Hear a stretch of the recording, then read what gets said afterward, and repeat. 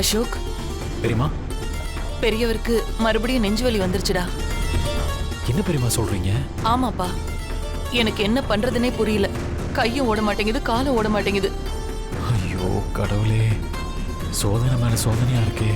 ஏன் ஆண்டவா இப்படி சோதிக்கிற? பெரியப்பாவுக்கு ஒன்றும் ஆகக்கூடாது.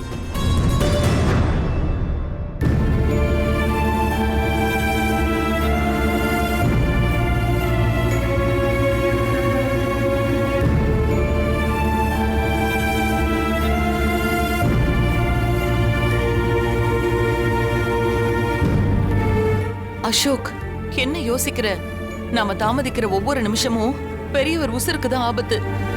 அவருக்கு ஏதாவது ஆயிடுமோன்னு எனக்கு பயமா இருக்கு. ஏதாவது பண்ணுப்பா. அதெல்லாம் ஒண்ணும் ஆகாது. நீங்க வாங்க, நம்ம போலாம். வா.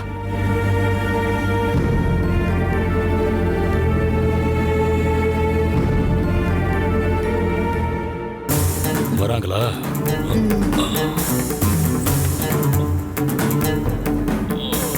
பெரியப்பா, பெரியப்பா, என்ன ஆச்சு?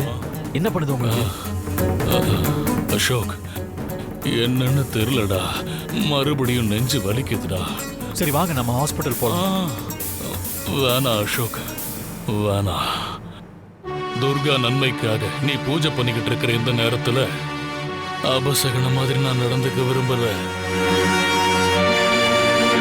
இந்த நேரத்துல ஹாஸ்பிட்டலுக்கு எல்லாம் போக வேண்டாம். நீ போய் பூஜைக்கு பாரு. நான் மாத்திரை போட்டிருக்கேன். கொஞ்ச நேரத்துல சரியாயிடும். அவர் அப்படிதான் சொல்லுவாரு. அன்னைக்கும் இதே மாதிரி தான் சொன்னாரு. அதை கேட்டுட்டு நீ இருந்ததாலதான் இப்ப அவரும் அவஸ்தைப்பட்டு இருக்காரு, நமக்கும் கஷ்டத்தை கொடுத்துட்டு இருக்காரு. அசோக், இவரை உடனடியா ஹாஸ்பிட்டல் கூட்டிட்டு போறதா சரி. எனக்கு ரொம்ப பயமா இருக்குடா. ஆமா அசோக், அதான் சரின்னு எனக்கு தோணுது. பெரியப்பா ப்ளீஸ் பெரியப்பா, லேட் பண்ணாம என் கூட ஹாஸ்பிட்டலுக்கு வாங்க. சொன்னா கேளுடா.